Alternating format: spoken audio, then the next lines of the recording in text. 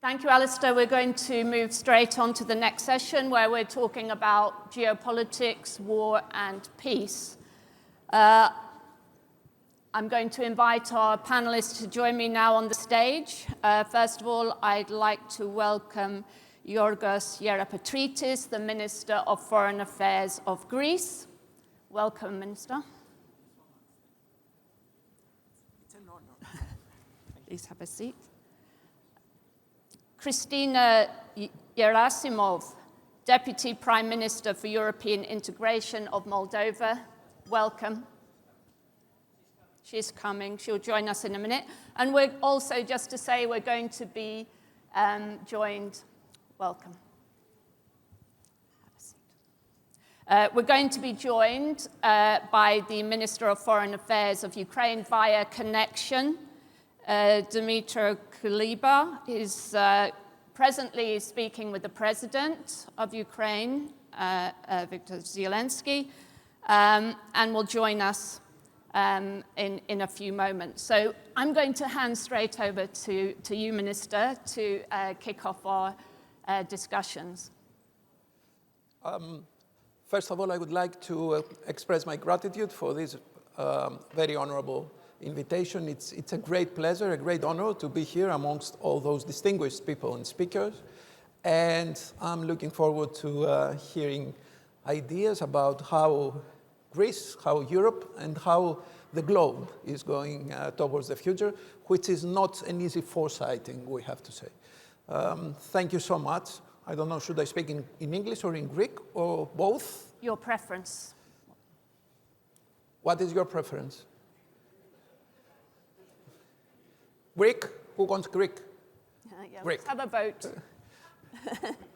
Everybody's too polite to say. Okay, zero.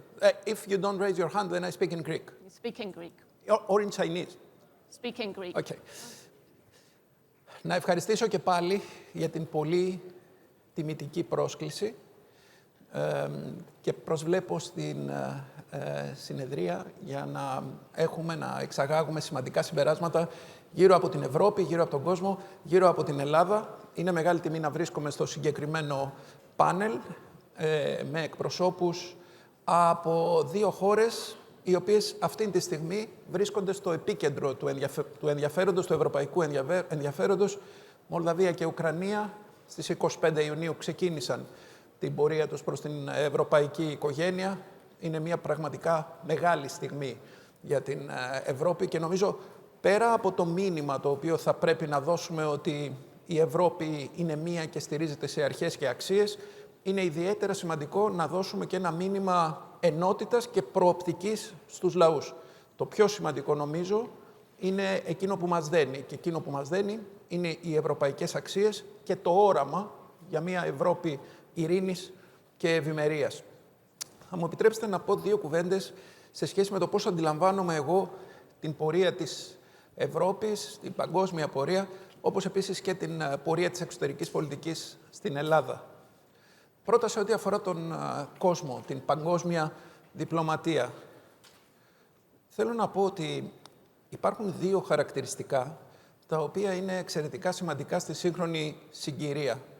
Τα δύο αυτά χαρακτηριστικά όλων των φαινομένων που αναπτύσσονται απανταχού της γης είναι το πρώτο η υπερεδαφικότητα την οποία έχουν, δηλαδή το πολλαπλασιαστικό αποτέλεσμα το οποίο υπάρχει για άλλες γεωγραφικές περιοχές ή για άλλα ακόμα πιο ενισχυμένα φαινόμενα και βεβαίως είναι επίσης η ασυμμετρία των φαινομένων αυτών, η δύσκολη προβλεψιμότητα σε σχέση με το πού πηγαίνει ο κόσμος και πού πηγαίνουν τα φαινόμενα. Μπορεί να το δει ο καθένας πάρα πολύ εύκολα. Δείτε απλώς τι συμβαίνει με το κομμάτι της κλιματικής κρίσης. Λένε οι επιστήμονες ότι φαινόμενα πλημμυρικά όπως αυτό της Θεσσαλίας, στον Ντάνιελ, εμφανίζονται μία φορά κάθε 400 χρόνια. Και εμείς το βιώσαμε 2 φορές σε 3 χρόνια.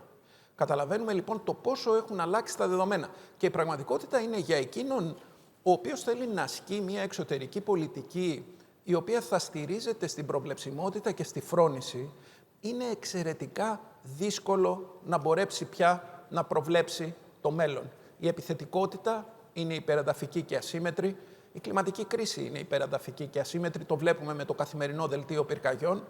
Η δημόσια υγεία είναι υπερεδαφική, χτυπάει όλο τον κόσμο, όπως είδαμε την εποχή του COVID, και είναι και ασύμμετρη.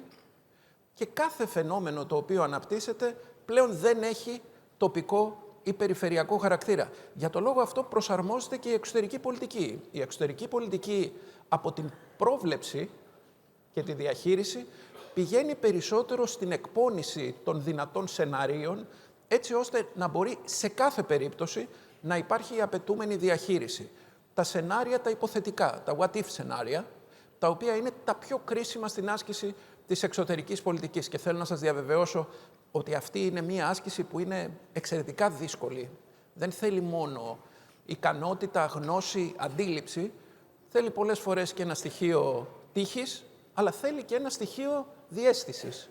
Πολλές φορές η διαίσθησή μας οδηγεί σε παραδοχές οι οποίες είναι πιο κρίσιμες ακόμη και από τη γνώση των ιστορικών φαινομένων.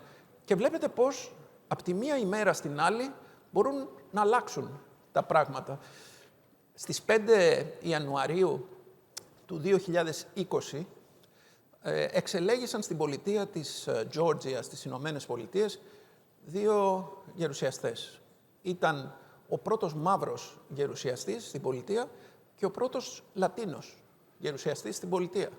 Μια μεγάλη τομή για μια πολιτεία σαν την Τζόρτζια, για όσους αντιλαμβάνονται την αμερικανική πολιτική. Την επόμενη μέρα είχαμε ακριβώς τα γεγονότα του Λευκού Οίκου. Και καταλαβαίνουμε πώς η εναλλαγή αυτή του δημοκρατικού φαινομένου, του φαινομένου δηλαδή της ισχύως της πλειοψηφίας και της πίεσης της μειοψηφίας, μας παίρνει μπροστά σε εντελώς νέες και δύσκολες ατραπούς. Άρα για μας το πιο σημαντικό είναι να μπορέσουμε να εκπονήσουμε τα σενάρια εκείνα τα οποία θα μας επιτρέψουν να είμαστε απολύτως προετοιμασμένοι. Αυτό κάνουμε στην ελληνική εξωτερική πολιτική, για να πάω στην Ελλάδα. Ο Πρωθυπουργός έχει επιλέξει να αναπτύξει μια εξωτερική πολιτική η οποία στηρίζεται σε αρχές, αξίες και κανόνες. Δεν πρόκειται ποτέ να αναπτύξουμε διαφορετικά κριτήρια για ομοειδείς περιπτώσεις. Πολλές φορές ακούω, είναι ίσως μεγαλύτερο το συμφέρον μιας χώρας να μπορεί να συναλλάσσεται, να αποκομίζει ωφέλη παράπλευρα κάτω από το τραπέζι μερικές φορές, έτσι ώστε να προωθεί την πολιτική της. Η απάντηση σε αυτό είναι ότι είναι απλά κοντόφθαλμη, κατά την άποψή μου, η πολιτική αυτή. Η διεθνής αρχιτεκτονική ασφαλείας μετά το Δεύτερο Παγκόσμιο Πόλεμο χτίστηκε ακριβώς πάνω στη λογική των αρχών και κανόνων. Και εκεί ήταν ο πιο σημαντικός κανόνας. Ο κανόνας της ενίσχυσης της δύναμης που έχουν τα μικρομεσαία κράτη, τα πιο περιφερειακά κράτη, απέναντι στα ισχυρά. Δείτε πώς λειτουργήσε διαχρονικά το θέμα της αρνησικυρίας, του βέτο, στους μεγάλους διεθνείς οργανισμούς και στα Ηνωμένα Έθνη και στην Ευρωπαϊκή Ένωση. Ήταν η άμυνα εκείνου ο οποίος δεν είχε την ισχύ να επιβάλλει τη βούλησή του. Συν το χρόνο, δυστυχώς, και αυτή είναι η μετεξέλιξη των πολιτικών φαινομένων, συν το χρόνο αντιλαμβανόμαστε ότι η αρνησικυρία, η οποία είχε υιοθετηθεί ακριβώς ως άμυνα του ισχυρού απέναντι στα ισχυρά έθνη, έχει το ακριβώς αντίθετο αποτέλεσμα.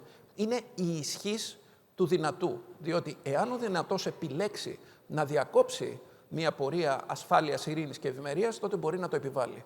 Άρα το σίγουρο είναι ότι θα πρέπει να στηριχθούμε στους κανόνες αυτούς, ίσως να ξαναδούμε, με φρόνηση βεβαίως και περισυλλογή, γιατί δεν είναι μια απλή διαδικασία, τον τρόπο με τον οποίο λαμβάνονται αποφάσεις στους διεθνείς οργανισμούς, γιατί θα πρέπει να είμαστε ειλικρινείς, η διεθνής αρχιτεκτονική ασφαλείας, σε ό,τι αφορά τους 2 μεγάλους πολέμους στη γειτονιά μας, απέτυχε να μπορέσει να επιβάλλει το αυτονόητο. Και θα επιμείνω στο ζήτημα της Μέσης Ανατολής. Νομίζω είναι πολύ χαρακτηριστικό το παράδειγμα εκεί, διότι όλοι αντιλαμβανόμαστε, και τα ενδιαφερόμενα μέρη, και το Ισραήλ και η Παλαιστινιακή Αρχή, ότι θα πρέπει να έχουμε πάυση εχθροπραξιών, θα πρέπει να έχουμε ανθρωπιστική βοήθεια σε εκείνους οι οποίοι πλήττονται, θα πρέπει να έχουμε άμεση απελευθέρωση των ομήρων, έτσι ώστε να μην χρησιμοποιούνται κατά παράβαση κάθε έννοιας ανθρώπινης αξίας ως διαπραγματευτικό όπλο. Από την άλλη πλευρά, η διεθνής κοινότητα, αν και ομόφωνα ταγμένη πάνω σε αυτές τις βασικές παραδοχές, εντούτοις έχει μια παντελή αδυναμία να μπορέσει να βρει το μέσο εκείνο το οποίο θα οδηγήσει στο αποτέλεσμα. Και έχει ένα ενδιαφέρον. Συνήθως, ιστορικά, στη διπλωματική ιστορία, εκείνο το οποίο συνέβαινε είναι ότι γνωρίζαμε το μέσο, την οδό, αλλά δεν ξέραμε πού θα καταλήξει αυτή η διαδικασία λήψης απόφασης. Σήμερα υπάρχει ιδιαιτερότητα ότι όλοι επιθυμούμε να έχουμε την ειρήνη στην περιοχή υπό όρους που είναι λίγο ως πολύ γνωστοί και αποδεχθοί και έχουν προδιαγραφεί και στο πλαίσιο του Συμβουλίου Ασφαλείας του Οργανισμού Ηνωμένων Εθνών και της Γενικής Συνέλευσης, πλην όμως έχουμε μια σοβαρότατη αδυναμία να μπορέσουμε να επιβάλλουμε εκείνο το οποίο φαίνεται στα δικά μας τα μάτια να είναι αυτονόητο. Το ίδιο ισχύει και για την Ουκρανία. Ακούω συχνά, μα γιατί η Ελλάδα να ταχθεί τόσο ευθέως, τόσο ισχυρά και τόσο έντονα υπέρ της Ουκρανίας στον πόλεμο αυτό. Θέλω να πω το εξής. Ένας πόλεμος ο οποίος έχει έναν επιτιθέμενο και έναν αμυνόμενο, όπου ο επιτιθέμενος έχει ως βασικό του σκοπό να αλλοιώσει την κυριαρχία και την εδαφική ακεραιότητα, είναι ένας πόλεμος τον οποίο θα πρέπει όλοι να τον αντιλαμβανόμαστε ως δικό μας πόλεμο. Διότι αν κάποια στιγμή στην ιστορία, σκεπτόμενοι ίσως και τα ωφέλη που μπορεί να έχει για την πολιτική μιας χώρας όπως είναι η Ελλάδα, το να μην σταθούμε στο πλευρό του αμυνόμενου, εκείνου που δέχεται την επίθεση, είναι βέβαιο ότι κάποια στιγμή θα έχουμε χάσει το ένομο συμφέρον να μπορούμε να επικαλούμαστε το διεθνές δίκαιο, τη διεθνή αρχιτεκτονική ασφαλείας, για να μπορέσουμε τότε να συρρικνώσουμε όσο το δυνατόν την επιθετικότητα και να αναπτύξουμε τον μεγάλο πυρήνα της διεθνούς ασφάλειας, η οποία θα είναι συντεταγμένη με το διεθνές δίκαιο.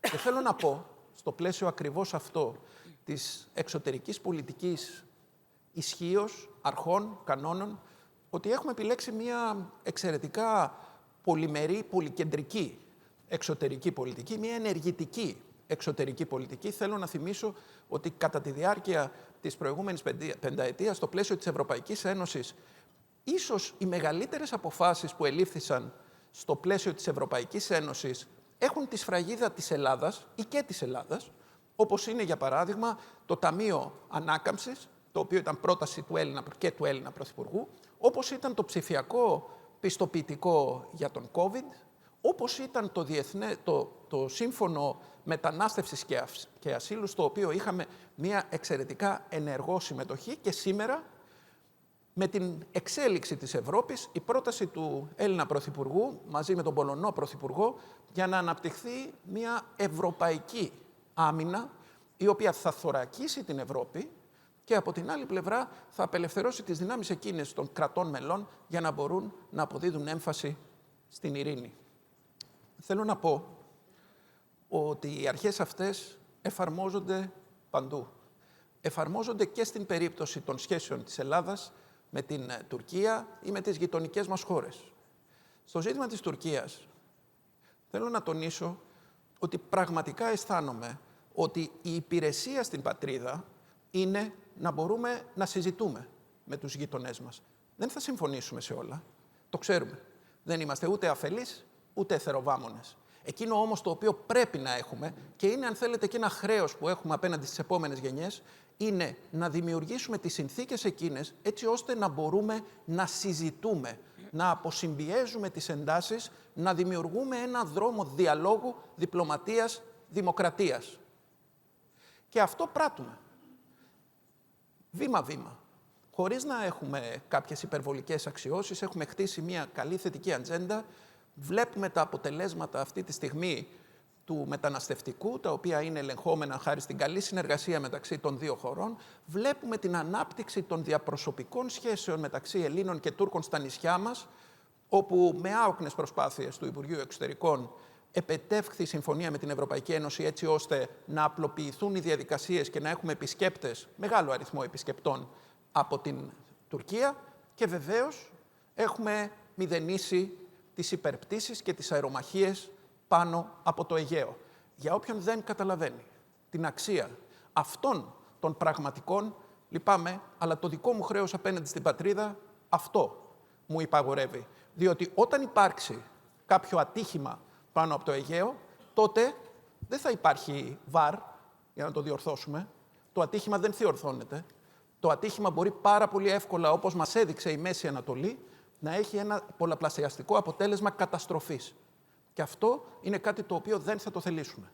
Σε ό,τι αφορά, και κλείνω, το κομμάτι της ευρωπαϊκής προοπτικής των Δυτικών Βαλκανίων, η Ελλάδα έχει ταχθεί με μεγάλη ένταση και ως μείζωνα προτεραιότητα της ελληνικής εξωτερικής πολιτικής την ένταξη όλων των χωρών των Δυτικών Βαλκανίων στην Ευρωπαϊκή Ένωση, στην Ευρωπαϊκή Οικογένεια. Θα συνεχίσουμε να το πράττουμε. Η μεγάλη διακήρυξη της Θεσσαλονίκης το 2003 ακριβώς αυτό υπαγόρευσε. Ότι η φυσική πορεία των κρατών αυτών είναι μονόδρομος και είναι προς την Ευρωπαϊκή Οικογένεια. Καταλαβαίνουμε όλοι ότι ο δρόμος αυτός δεν είναι ένας δρόμος ο οποίος δεν έχει προϋποθέσεις. Είναι ένας δρόμος που πολλές φορές απαιτεί εργασία, πίστη, αφοσίωση στο ευρωπαϊκό όραμα. Ιδίως απαιτεί πλήρη ενσωμάτωση του ευρωπαϊκού κεκτημένου, πλήρη σεβασμό των αξιών του κράτους δικαίου και της δημοκρατίας και πλήρη συμμόρφωση στο διεθνές δίκαιο. Το διεθνές δίκαιο δεν είναι μια διαδικασία επιλεκτική, δεν είναι ένα cherry-picking process. Το διεθνές δίκαιο υπάρχει για να χαρακτηρίζει τις σχέσεις μεταξύ των κρατών, διμερείς και πολυμερείς, και δεν μπορούμε να επιλέγουμε και να αφήνουμε. Κλείνοντας, θα ήθελα να πω αυτό που αισθάνομαι σε σχέση με την Ελλάδα. Την τελευταία πενταετία, προϊόντος του χρόνου και της προηγούμενης διακυβέρνησης, και σήμερα νομίζω περισσότερο από ποτέ, η Ελλάδα έχει ένα σημαντικό διπλωματικό κεφάλαιο. Έχει κερδίσει την αναγνώριση να μπορεί να συζητά με όλα τα μέρη, με τα δυνατά μέρη, με τις Ηνωμένες Πολιτείες, με την Ινδία, με τη Βραζιλία, αλλά να συζητά και με όλους τους γείτονες, για να μπορούμε να επιλύουμε τα προβλήματά μας. Έχει κερδίσει την εκτίμηση όλων, διότι ακολουθεί ακριβώς αυτές τις αρχές. Στην εκλογή την οποία είχαμε στις αρχές Ιουνίου του περασμένου μήνα, στη Νέα Υόρκη, ως μη μόνιμο μέλος του Συμβουλίου Ασφαλείας του Οργανισμού Ηνωμένων Εθνών, η Ελλάδα ψηφίστηκε από 182 χώρες σε σύνολο 188 χωρών, όπου οι 4 από αυτές τις υπόλοιπες 6 δεν ψήφισαν κανέναν. Οπότε πρακτικώς είχαμε ουσιαστικά μία ομοφωνία στην Ελλάδα. Γιατί την είχαμε? Διότι αυτό το οποίο υποστηρίξαμε ως προτεραιότητες είναι αυτό το οποίο όλη η οικουμένη σήμερα θέλει. Να ξαναδώσουμε ένα αληθινό νόημα στην ειρηνική επίλυση των διαφορών. Να ενισχύσουμε την προσπάθεια η οποία γίνεται για μια πιο βιώσιμη υφήλιο. Να μπορέσουμε να καταπολεμήσουμε φαινόμενα τα οποία είναι βίας κατά ευάλωτων κατηγοριών γυναικών και παιδιών. Θα συνεχίσουμε σε αυτή την πορεία. Σας ευχαριστώ πολύ.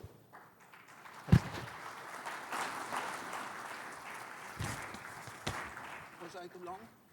Sorry for this. Never too long. I should have stopped you. Yes. I don't think so. No, thank you very much for that. You raised lots of questions that I want to come back to.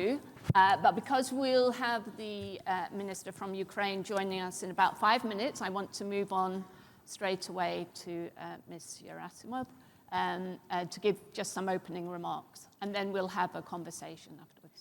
Thank you very much for having me, and thank you very much for the invitation to share the views from Chisinau today.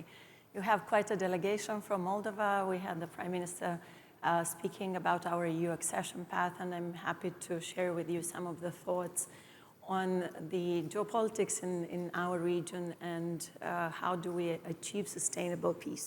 For us, this is really a matter, an existential matter. Moldova has around 1,200 kilometers length of border with Ukraine. From Chisinau to Odessa, it's only 3 hours by car. So for us, what happens in Ukraine is of an existential importance. So here, seeing the trends, the imperialistic trends coming from Russia, I think there are 3 things that we need to consider. One is, of course, the return to the international rules-based order. Without that, there is no way that we can talk about European integration of Moldova, Ukraine, Western Balkans, doesn't matter. Peace on the European continent is a matter of returning to the international rules-based order. Here, this goes along, the second thing I want to mention is our unwavering commitment to supporting Ukraine as long as it takes. We oftentimes say this, but we also start feeling among our societies a feeling of fatigue. And this is really unacceptable considering what kind of signals we might give in case if we're not fully committed to Ukraine winning this war on its terms of how it understands peace. Peace for Ukraine is the peace formula that President Zelensky has put forward, and I'm sure that Minister Kuleba will be able to share with us more around that. But this would be the second most important thing for a sustainable peace, to make sure that Ukraine is able to stand on its ground and win this war. And third, which I think is most important for us democracies, is to be able to defend our democracies at home. We are not taking very seriously the disinformation, the propaganda, the electoral interference, and these are the first signals, the first risks that our democracy is in danger. My own country, Moldova, we will have presidential elections this October. We'll have a referendum on our pro-European course this October. And the risks coming from the Russian propaganda, from the Russian disinformation, are extremely high. And from this perspective, we have to look at these phenomena not only from a national perspective, not even from a regional perspective, but as risks that are there for all democracies. If we look at the electoral cycles and the electoral interferences also in other European countries, I think here we need to do more to be able to defend our democracies at home. To move second, where is the role of the EU in all of this, and how can we ensure that EU stands united, speaks with one voice, because that is exactly when it's at its strongest. I think first and foremost, the European Union needs to acknowledge the success of its enlargement policy. I think every country that feels European, be it in the Western Balkans, be it in Eastern Europe, deserves the possibility to, on a merit-based process, of course, to be part of the European Union. And here I would like to just express my deep gratitude to Greece, but also to all other EU member states for officially launching the EU accession negotiations with my country last week.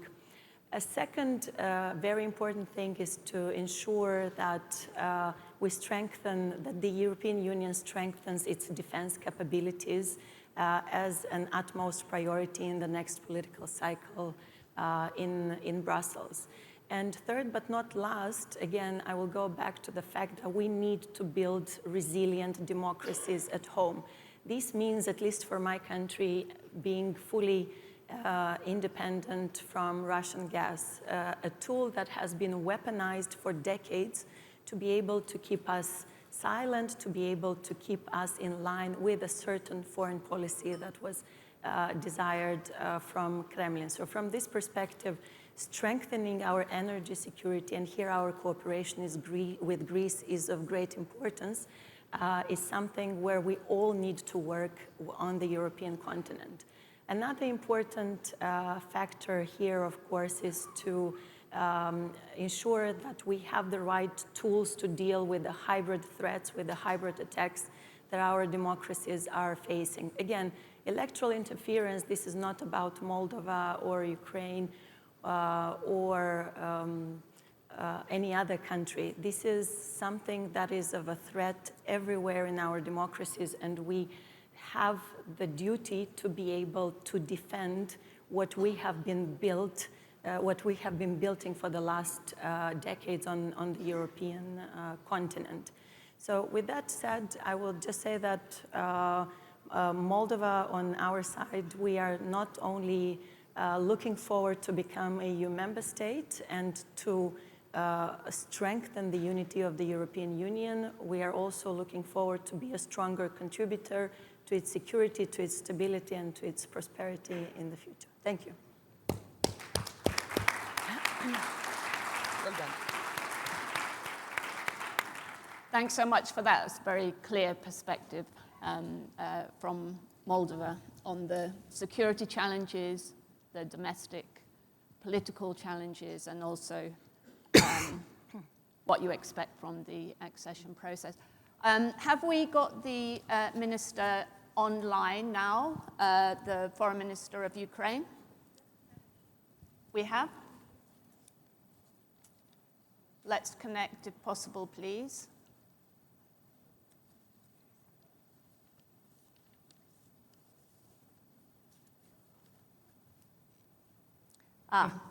Great. Welcome, Minister. Thank you so much. I know you're a very busy man, and you've just extricated yourself from a meeting to talk to us. So welcome. I understand you want to make some opening remarks, and then I hope that you'll be able to stay with us and join in a conversation. Yes, I'm sorry for being late for our important gathering. We have just concluded a visit of Prime Minister of Hungary, Viktor Orban, to Ukraine. And it's good that my president, that it took more time, my president and the Prime Minister, to discuss all the issues.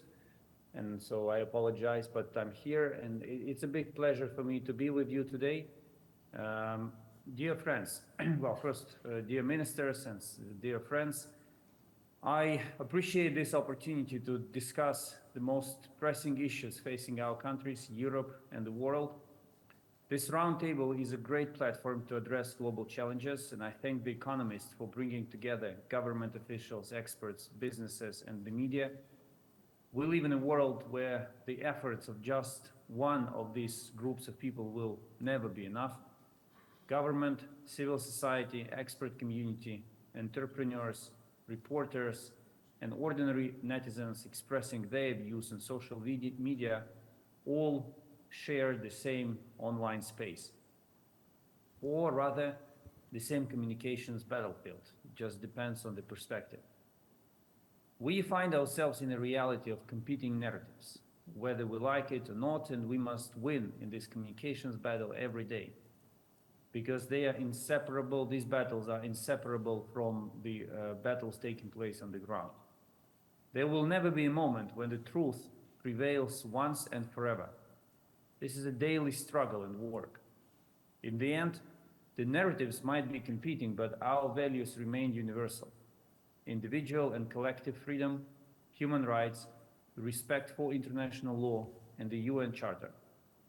None of these things are granted. They all must be won and protected daily. For us in the Ukrainian government, this represents the daily challenge of delivering fact-based information about Russian aggression against Ukraine to global audiences, explaining the Ukrainian cause to different people around the world. And we are doing all of this against the backdrop of Russia's enormous efforts to promote its state propaganda, whitewash its war crimes, and shift the blame for the largest war in Europe since the Second World War. Under such circumstances, the value of factual and accurate reporting is difficult to overestimate. And I thank all journalists who are doing exactly this. Similarly, there is great value in effective government communications and fundamental expert research that goes beyond bias and cliches. In challenging times like these, all of us need to do more than we thought we could. We learned this from living in total war for over 2 years. Since the start of the full-scale invasion, Ukraine has been forced to change many approaches and invent know-how, from the battlefield to communications and diplomacy. We had to reinvent many traditional methods because peacetime tools do not always work in wartime. And this is how we forged Ukrainian wartime diplomacy. Its only goal is survival and victory in the war, which means the need for a strong international coalition in support of Ukraine, weapons and ammunition by our warriors, and sanctions and isolation for the aggressor. Despite our modest resources, which are incomparable to those of Russia, We have been able to achieve many significant outcomes, including extensive use of modern technologies in diplomacy, including artificial intelligence. President Zelensky's leadership of our wartime diplomacy galvanized audiences all over the world, mobilized military aid, and brought nations from all continents and regions of the world together around the UN Charter's tenets. This was especially evident at the recent Peace Summit in Switzerland in June, attended by 100 countries and international organizations from all parts of the world. And we will continue this important work. Wartime diplomacy has a number of rules, such as being stubborn. A wartime diplomat must never give up, however hard the task may be. He or she must also not be afraid to polarize with friends. Necessary decisions sometimes require that, and in the end, friends will understand. Wartime diplomats should also never be opting for Plan B, but spare no efforts to realize Plan A. They must be disrupting protocol and political processes to speed up decision-making. They must be working on all levels rather than limiting cooperation to separate people or institutions. They must keep the messaging sharp and clear and abandon diplomatic newspeak. They must remember that content is king, and wartime diplomats must also be flexible while being firm, seeking a la carte decisions if they advance their goals better than categorical demands, being ready to choose alternative options for attaining goals. Let me summarize it in two words. Whatever works. This is the approach of a wartime diplomat. I'm certain that our wartime diplomacy experience is of great value for many people and institutions around the world. And sometimes I imagine that similar approaches were taken when combating climate change or other global challenges. Probably many more results could be achieved in a shorter time. But if I am to summarize wartime diplomacy rules and to emphasize the most important one, it's about Plan A. No exit strategy, no Plan B, nothing if you want to implement Plan A. Plan B kills Plan A. This is why we never stick to compromises which go beyond our red lines, but present it to us as a more feasible Plan B. Make no mistake, once you focus on Plan B, forget about Plan A. So all wartime diplomats should be focused on their initial ambitious and principled plans. Dear friends, in my interviews, I'm often asked whether Ukraine is worried about various developments taking place around the world, in Europe and beyond. Is Ukraine worried about the US elections? Is Ukraine worried about European elections? Is Ukraine worried about something else? And so forth and so on. To be honest, these questions are a bit irrelevant, and this attitude also comes from the wartime diplomacy experience.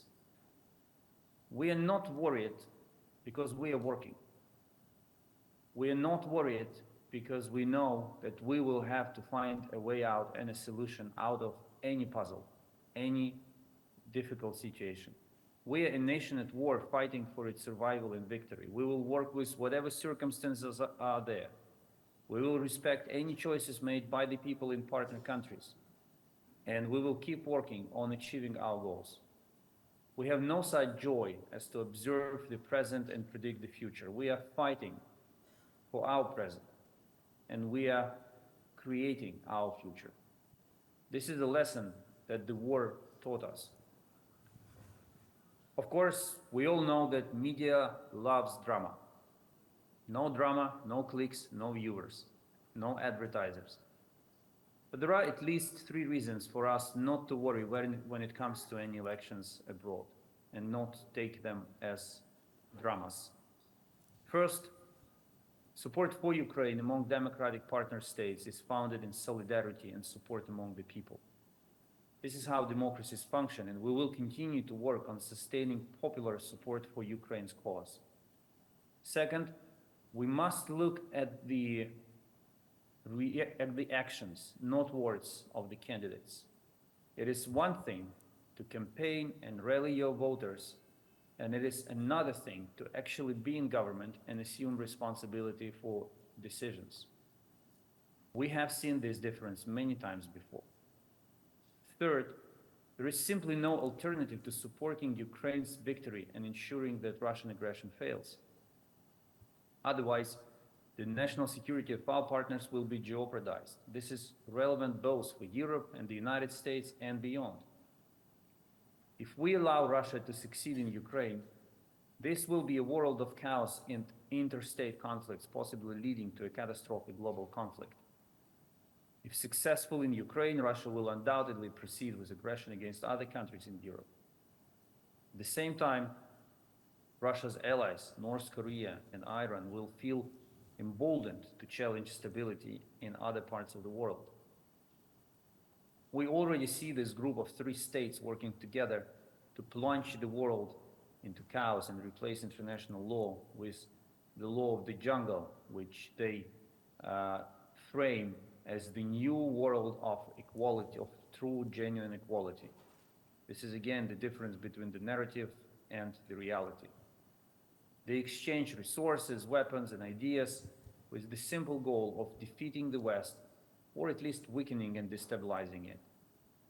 The earlier free nations and their leaders realize this, the sooner effective collective action will be taken to reduce these threats and force Moscow, Pyongyang, and Tehran to recalculate their plans. Dear colleagues, in these 2.5 years, nothing has harmed our shared cause more than the fear of escalation.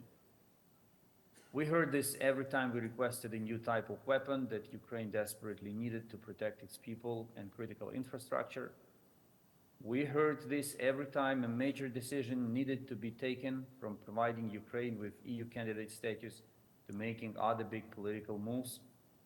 We always were offered Plan Bs instead of Plan A. But in the end, we got Plan A implemented. In the end, every decision was made. Sometimes it took time, sometimes it took more effort, but every decision was made. And none of them led to any escalation from the Russian side, because Russia escalates on its own. And today, its pockets of escalation are empty. And my request today is to believe in Ukraine's ability to prevail and finally abandon the fear of escalation as key factor in the decision-making. Putin must fear us. He must be struggling to read our minds. He must be cautious and look for ways out and path to ending his aggression, not the other way around. When we talk about decisions that can help us improve the situation on the battlefield, there are 3 of them. First, providing more Patriot and other air defense systems and missiles to Ukraine in order to throw Russia out of Ukrainian skies.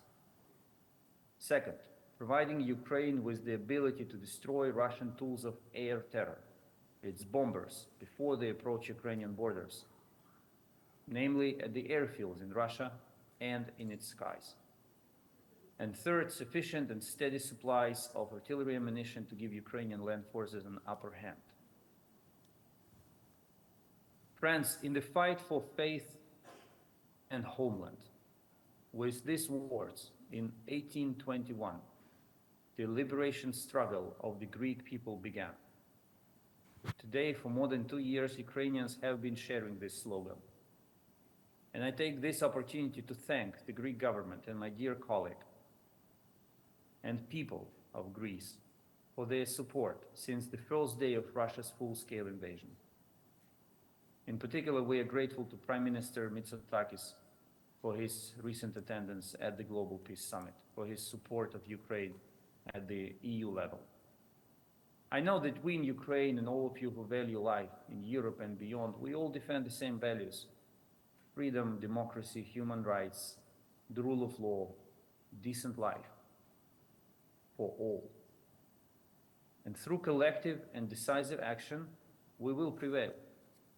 But we must be brave, we must do more, every one of us, every single day.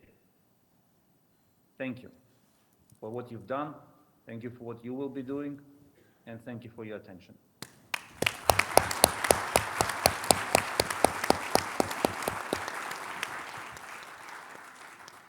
Thank you very much, Minister, for setting out very clearly the message from Kiev.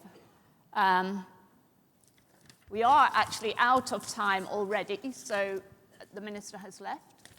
Is the Minister still with us? No, still with us, good. So we have time for only very brief question and a very brief response, because we have one more session before we break for lunch. So let me stick with you, Foreign Minister Kuleba. I think we've learned two things over the past 2 and more years from this war in Ukraine. The first thing we learned is about the courage and determination of the Ukrainian people to fight, to defend their sovereignty and territorial integrity. And the second thing we've learned is that this war is a protracted one. And what you've emphasized is sticking to Plan A. What do you expect from the NATO summit that is coming up in terms of your Plan A? And can you give us a sense of how you get to the end game of Plan A? Are you confident that this protracted war is not a forever war? Well, no wars last forever. At least this is what history of humanity tells us. However, I don't think that there is anyone in the world today, in any part of the world, who can predict how the conflict situation in the world will develop if Russia wins in this war. So if Ukraine wins, or when Ukraine wins, the situation is clear. The current world order gets stabilized, because everyone who is thinking of shattering its foundations will see that it just doesn't work to solve problems with military aggression of one sovereign nation against another. But if Russia prevails, this will unzip a whole wave of conflicts and developments which will effectively lead to the destruction of the world order.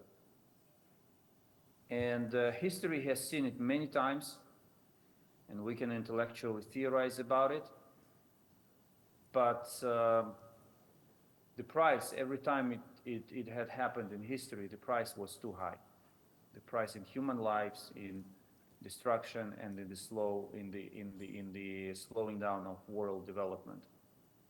So no one can really paint the whole picture of how things are going to evolve and the timeline, but the understanding of where the outcome of the war in Ukraine against Ukraine will take the world to is more or less comprehensible. And I also want to make one point. It's very important to sometimes these theoretical discussions, they're important, but sometimes they slow down decision making. And every time decision making is slowed, it means that there is more death and destruction happening in Ukraine.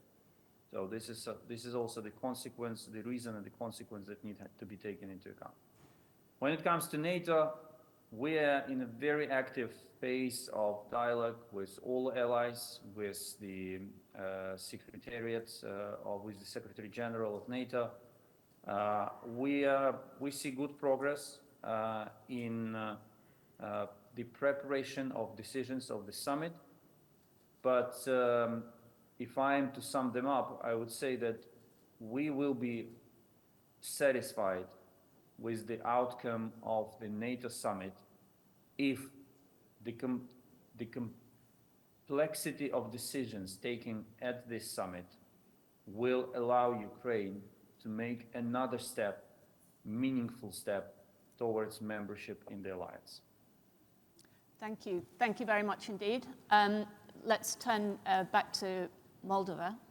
And just to ask you, you've emphasized very much that Moldova needs to do its homework, and you're doing that. You've made good progress in terms of the 9 steps towards integration with the EU. Are you worried at all about political developments in Europe and leading to a loss of momentum and a loss of focus on the enlargement project, particularly as it affects you? I think it's very clear for everyone that it's the unfortunate tragedy of the Ukrainian people that led to this political momentum, to a renewed discussion about enlargement. But we've made everything possible to translate that into opportunities at home, be it in Kyiv or in Chisinau or in other capitals. At the same time, indeed, I think everyone was watching closely the elections in Europe to see how they would unfold and what that would mean for countries for who enlargement is a priority or who wish to keep that item on the Brussels agenda. I think what we see today out of the results in Europe is that we need to take more care about our own citizens, regardless whether they are in Moldova or in France or in Greece. I think each government needs to be able to convey better that Europe is a project of peace, and this peace cannot be bottled within some borders of one country. It needs to be shared and it needs to be spread. So from this perspective, I think we are watching closely, of course, as anyone else. But again, we need to trust the people and their choices, that these are the right ones. Thank you. And finally, Minister, obviously Greece has been a huge supporter of enlargement for the Western Balkans and now for countries further east. So I wanted to just get your view as well of whether this enlargement agenda is going to continue, accelerate, what will happen now. But I also wanted to ask you about closer to home in the Western Balkans, that still a very troubled region with conflicts bubbling close to the surface in Bosnia and Herzegovina, Kosovo, Serbia. And there's also bilateral disputes in the region too, including between Greece and North Macedonia. So I just wanted, since the return of the VMRO government in Skopje, wanted to ask you whether the Prespas agreement is in danger there, and there's also a dispute with Albania as well over this mayor. So if you could just make a few remarks about that, I'd be very grateful. Excellent. Thank you so much. As I mentioned, I think Greece has been the pioneer of the enlargement towards the Western Balkans. I think it's of utmost importance that we work together, because the truth is, as you intimated, that Western Balkans is a true minefield, and we need to historically preserve the momentum that we've built 20 years ago with the Thessaloniki Agenda. And if I may say so, I think we need to produce a success story. This is why I think it's important to have on board Moldova and Ukraine, but it's also important that we have Bosnia and Herzegovina. We need to have Montenegro as well. So we need to provide vision to people. It is very important, because the truth is that it's been 20 years and there is some intimate fatigue. And I can see why people have partially lost faith in the European dream. This is why I think we should just refresh it, revisit it, and reinforce it. And this is what we're going to do in the new composition of the European Parliament, the European Council, and the European Commission. Apart from this, there is an additional reason why we should be more akin to the enlargement process, because more and more the European project is becoming a geopolitical project. It started as some sort of a domestic financial project in order to have a strong economy. Then we moved to some sort of a political union, and now we're facing the challenges of geopolitics in all respects. So there is an evident, I think, switch towards this geopolitical principle, and this is why we need to have on board all candidate states. Now, you asked me about Albania and North Macedonia. With all due respect, I think that it's not a matter of bilateral issue in either case.